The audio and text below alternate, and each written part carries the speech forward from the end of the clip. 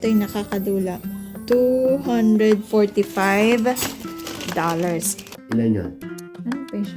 Wala na, patay na yung inumin. Naka-menos nga yan. So, sa mga matatagal na dito sa Amerika, possible ba yun? 125 na original price naging... Pero kung pupunta kayo sa urgent care or hanapin nyo yung ganito, mura ang antibiotic nila with insurance, ha? Mura lang sa atin. Alam ko ang losartan, eh. Tinanong ng doktor kung first time namin tumira dito sa AZ. Tapos may may deadline kailangan Again, isa po akong Pinay teacher dito sa Amerika. Kung may questions po kayo about application, just comment down below. May mga vlogs po ako about that one. Hanapin niyo po yung mga playlist ko. Tungkol sa mga investments sa Pilipinas. Mga kung ano-ano lang, mga saving tips, tipid tips.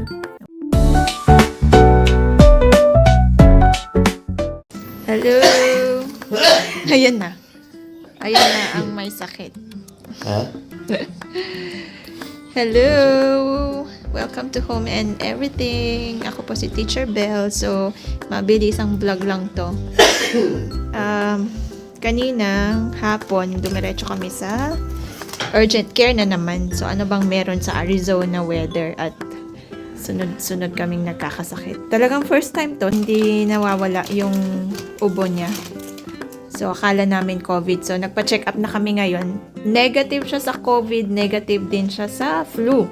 So, baka sinus. So, prescribean na lang siya ng steroid, tsaka pinag-antibiotic na siya ngayon. So, yun nga, about sa insurance, nagulat lang ako sa gamot niya na grabe, umabot ng wait lang, i-total ko. So, nag-drive-thru lang kami. Binalikan namin tong gamot niya. 1, 2, 3, 4. 4, 5. Ayan. 5 ang gamot niya. So, yan yung mga original prices. O kung makikita ba? May $134. Oh my God. $28, $103, ayan. Tsaka meron pa isa, ito yung nakakadula. $245.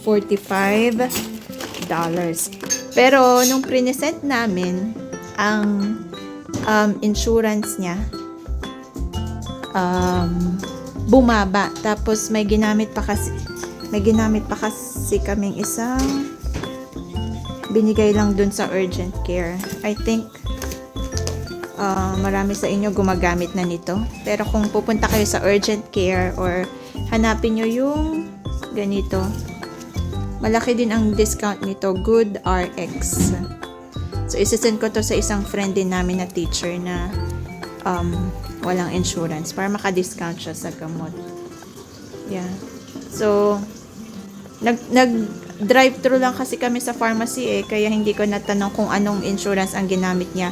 Kung yung insurance ba na regular, insurance ng asawa ko, or ginamit din niya to, or pareho bang, pwede ba yun? Possible ba yun? So, sa mga matatagal na dito sa Amerika, possible ba yun na dalawang discount card ang gamitin para bumaba?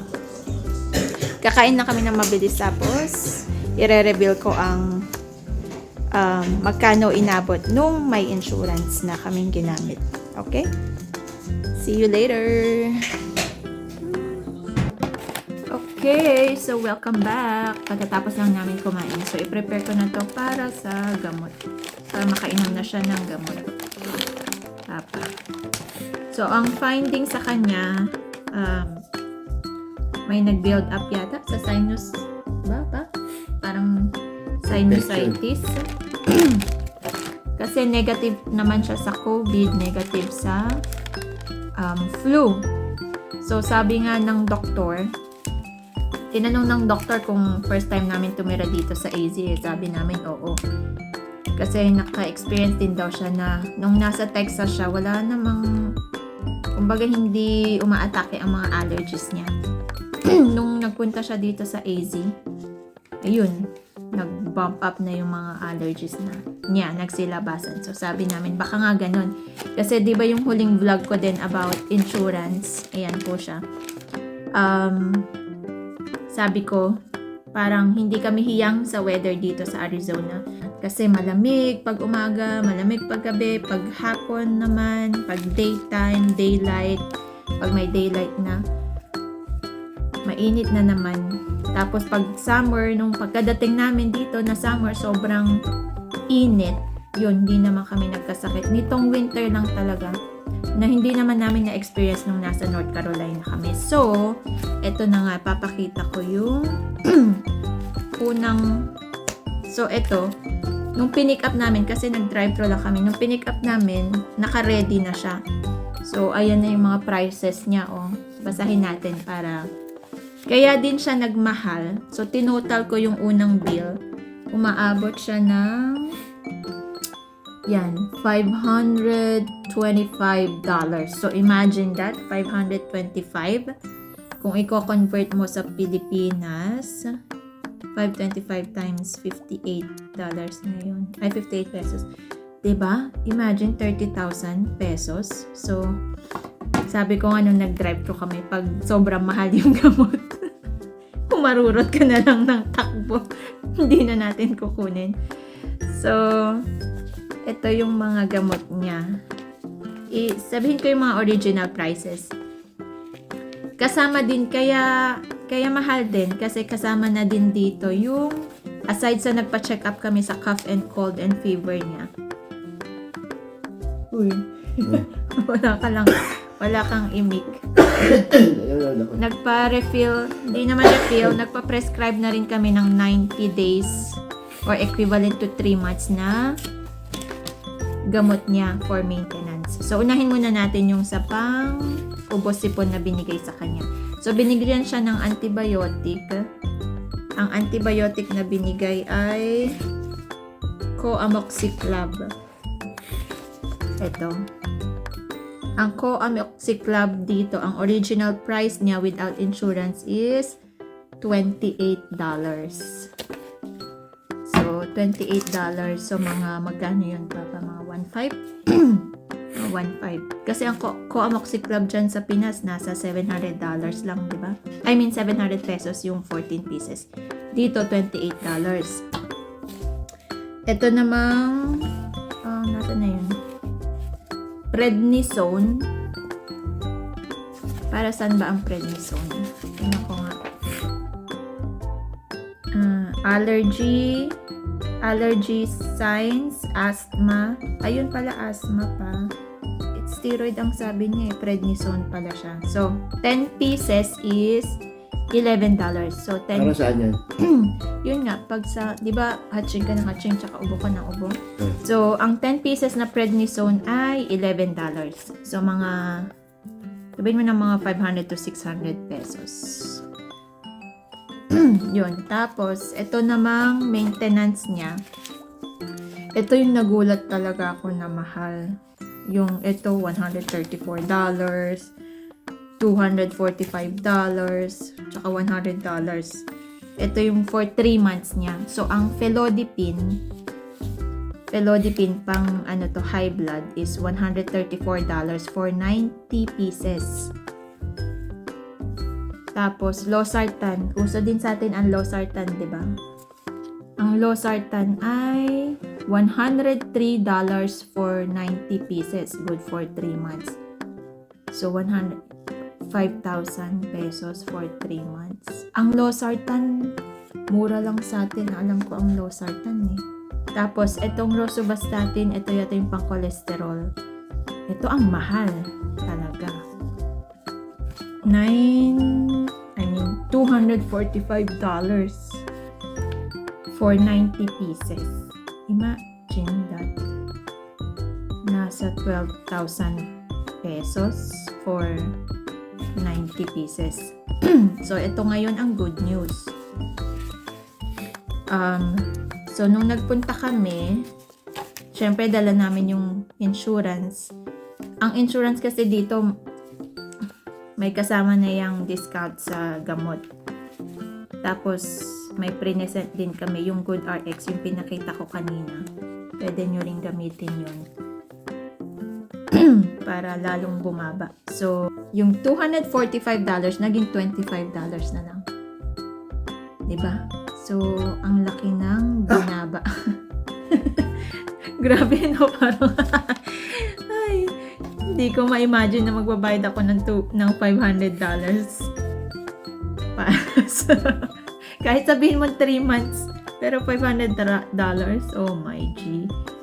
So, yung rosuvastatin na $245, 90 tablets, naging $25 na lang. Diba? Ang laki talaga ng binaba. So, nakakatulong din talaga ang insurance at mga discount cards. Ito ang $0.99 lang, oh. Yung prednisone. Yung dating magkano ba? $11 naging $0.99. So, almost 100 pesos lang. Ito, with insurance, ang Coamoxiclav naging $4 na lang. So, mga $250 pesos lang yan sa Pinas. Mura ang antibiotic nila with insurance, ha. Itong Felodipine, $17 na lang. Yan. $17 na lang ang Felodipine. Good for 3 months. So, nakamura talaga kami doon. Itong Losartan na dating $100, naging na lang siya. Ito na lang siya. Naging $19. So, almost 80, papa? 90% discount pag may insurance ka. Yung $525 na original price, naging $67. O, di So, less, Paano mo yun Hindi Gala, 500. Di talaga ako magaling sa math, eh. 500 na nga. 87% ang na-discount namin. So, ang laki. No? 87% minus, patient. Ilan yun? Anong patient? Wala na, patay na yung iinom eh. Naka-menos ka ng 87%. So, Lalo na inumin gamot, malala na. isa, 2, 3. Pero ito, yan, 90, good for 90 days. Sa kanila nakabote-bote, no? Sa atin tawag doon? Nakabanig. Ay, ito, yan. Yan. Ito, ganito. Ito yung rosuvastatin niya, oh. Ito binili namin. Binaon namin to sa galing Pinas. So, nagpa-prescribe kami sa kapatid ko ng 200 pieces nito, no? 200 pieces. Pero naubos na kasi almost 4 months na kami dito. So, itong madami pa. Ano yun? Ito. Nakakalito naman yan. Ito, Rosu. Ito yung pang maintenance mo. Ano yan? Ito yung parang steroid. Yung Ba't dalawa? yun ang nakalagay eh. Okay. So, thank you, Lord. Sa na-discount natin. Okay. Ito naman, naka-receive tayo ng letter for immunization. So, yeah. Magpapa-vaccine naman tayo. Tapos may, may deadline. Kailangan ma-vaccine si Gray before, in 2 weeks time. So, ay. Siguro. Sana humiyang sana maging hiyang. Ba't si Greco? Baka. Pinapabaksin. Baka. Pwede rin. Kasi ilang araw din siyang absent, no? Hindi, pero yun yung mga kulang niya sa, sa immunization record niya. Yeah, but anyway, ganun ang weather dito sa Arizona. Kaya, ewan ko kung mahihiyang kami sa weather. Especially pag winter. Ang hirap ng ganitong parating nagkakasakit. Diba? Okay, but anyway, yun po. Sa mga kung pupunta kayo sa mga urgent care or kahit sa anong primary care, humingi po kayo ng Good RX. Hindi po to paid, sponsorship. Naalala ko, nung nasa North Carolina kami, gumagamit din ako ng Good RX na discount card. Pero nung umuwi kami sa Pinas, nawala ko na yung card. Buti na lang dito, nagbigay din yung doctor ng... Wait, doctor. Oh, mabait yung doctor. Mabait siya. Nagbigay din siya dito ng Good RX card. Kaya kumuha ko ng dalawa kinuha ko eh. Ibigay ko kay Ma'am Wen yung isa. Okay, thank you po for watching. Bye! And keep on dreaming, dreamers!